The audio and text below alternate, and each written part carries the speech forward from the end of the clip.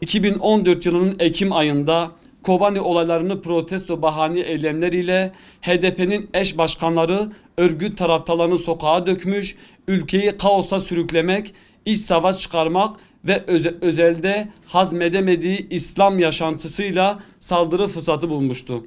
Yolda gördükleri sarıklı, sakallı Müslümanlara saldırılar olmuştu. Meydana gelen olaylarda HDP, PKK cenahı özelde cami Kur'an kursları, İslami STK'lara ve yine referansı İslam olan Hür Dava Partisi ve uzanabildiği diğer siyasi oluşumlara da her türlü fiili saldırıyı düzenlemiştir.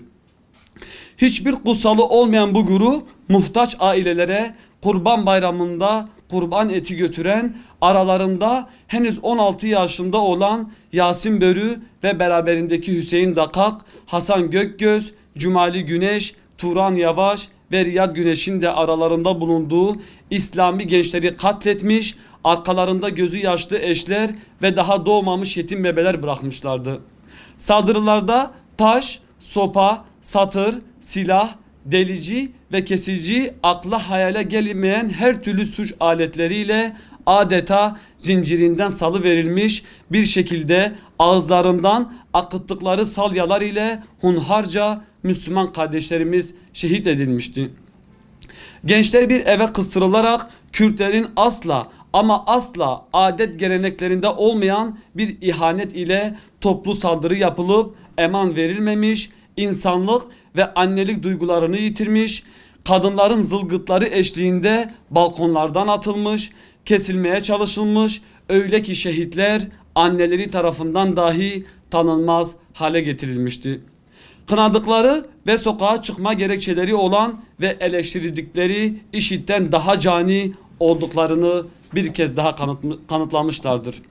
Akıllara durgunluk veren bir başka husus da şudur ki devletin sözüm ona güvenlik görevlileri olaylara müdahale etmemiş ve kayıtlarda da sabit olduğu gibi saldırılar esnasındaki yardım çağrılarına da duyarsız kalmıştır.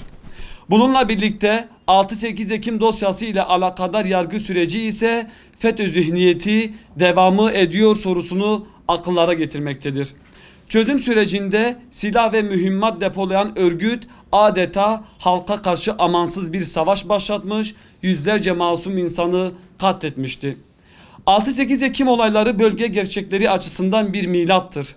Kanıyla destan yazan şehit Yasin ve arkadaşları şer güçlerin hesaplarını alt üst etmiş, bölgedeki sessizliği bozmuş ve olaylarda birlikte yıllardır Kürdistan coğrafyasında Müslüman halkın yaşadıkları acıları, sıkıntıları batıdaki Müslümanların da görmesini sağlamıştır.